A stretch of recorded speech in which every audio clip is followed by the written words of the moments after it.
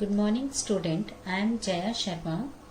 Last lecture में हमने देखा था बेसिक सीपीयू शेड्यूलिंग।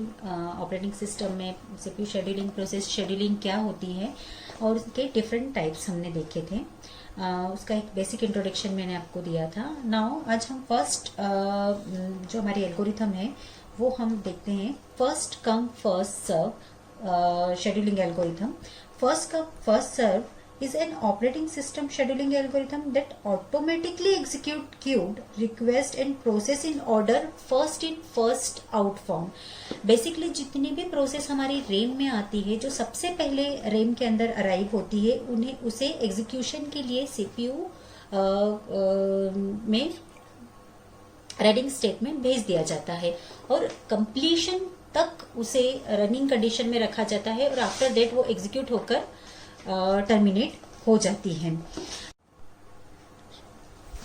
नाउ अब फर्स्ट कम फर्स्ट सर्व को समझने के लिए हम एक एग्जांपल देखते हैं जिसमें हमें जो गिवन डेटा दिया हुआ है इसमें 3 डिफरेंट प्रोसेस दी हुई हैं, P1, P2, P3, जो अभी रेडी कंडीशन में है। इनका एग्जीक्यूशन टाइम दिया है, बस टाइम दिया हुआ है 24 millisecond, P2 03 millisecond, P3 03 milli second.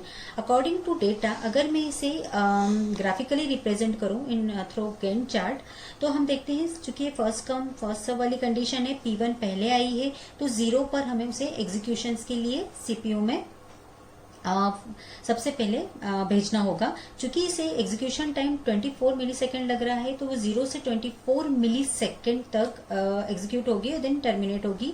After that P2 arrive होगी 24 मिली सेकेंड पर। चूंकि इसका बस टाइम एग्जीक्यूशन टाइम 03 मिली सेकेंड है तो 24 से 27 तक ग्राफिकली इसमें दिख रहा है कि ये एग्जीक्यूशन टाइम लेगी। 27 मिली सेकेंड पर P3 अराइव होगी जो 3 सेकेंड लेगी और 30 सेकेंड पे टर्मिनेट होगी। तो थ्रू डेटा हमने यहाँ पर इसे रिप्रेजेंट किया कि process P1, P2, P3 Q form में एग्जीक्यूट होगी। अगर इसका हम वेटिंग टाइम देखें तो P1 प्रोसेस को 0 मिली सेकेंड लगे क्योंकि वो 0 मिली सेकेंड पे रनिंग कंडीशन में एंटर हुई। P2 प्रोसेस P1 के बाद आई जिसे 24 मिली सेकेंड वेट करना पड़ा और P3 जो है वो P1 P2 के बाद 27 मिली सेकेंड पर एंटर हुई अतः इसलिए उसे 27 मिली सेकेंड वेट करना पड़ा। और टोटल हम इसका वेटिंग टाइम अगर कैलकुलेट करें तो इसका एवरेज वेटिंग टाइम होगा 0 + 24 + 27 divided by 3 equal to 17 millisecond. Now another example of first come first scheduling with arrival time. इसमें हम एक एग्जाम्पल देखते हैं जिसमें हम same process P1, P2, P3 है जिसका बर्स्ट टाइम हमने अभी देखा कि 24, 3 एंड 3 मिली सेकेंड है, बट इनका अराइवल टाइम जो है वो डिफरेंट दिया हुआ है। यहाँ पर P1 जो है वो 0 सेकेंड पे अराइव हो रही है, P2 जो है वो 1 मिली सेकेंड पे अराइव हो रही है, P3 जो है वो 2 मिली सेकेंड पर अराइव हो रही है। तो फर्स्ट हम यहाँ पर इसे ग्राफिकली रिप्रेजेंट करेंगे। यहाँ देखिए कि प्रोसेस P1 0 पर आई है तो हमें उसे एग्जीक्यूशन के लिए सीपीयू में भेज देंगे। 0 से 24 मिली सेकेंड तक वो एग्जीक्यूट होगी। 24 मिली सेकेंड पे सेम P2 प्रोसेस आएगी। जस्ट वैसे ही P3 आफ्टर डेट 27 मिली सेकेंड पर अराइव होगी। बट इसके कैलकुलेशन में हम देखते हैं कि वहां पर हमने बहुत सिंपल तरीके से देखा कि सारी प्रोसेस का हम वेटिंग टाइम एक सिंपली निकाले थे, बट चूंकि यहाँ पर हमें अराइवल टाइम दिया हुआ है और वो डिफरेंट टाइम पर यहाँ पर अराइव हुई है तो हम देखते हैं फर्स्ट टर्न अराउंड टाइम। तो फर्स्ट हम टर्न अराउंड टाइम में देखते हैं कि जैसे कि हमने इसमें एग्जाम्पल देखा था कि turn around time completion time minus arrival time.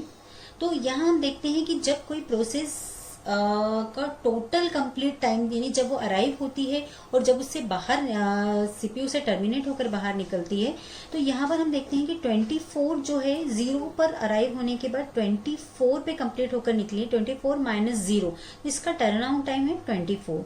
वैसे ही प्रोसेस P2 27 मिली सेकेंड पर टर्मिनेट होकर निकली, बट वो आई 1 मिली सेकेंड पे थी, मतलब उसका जो रेडी क्यू में एंटर होने का टाइम था वो 1 मिली सेकेंड था।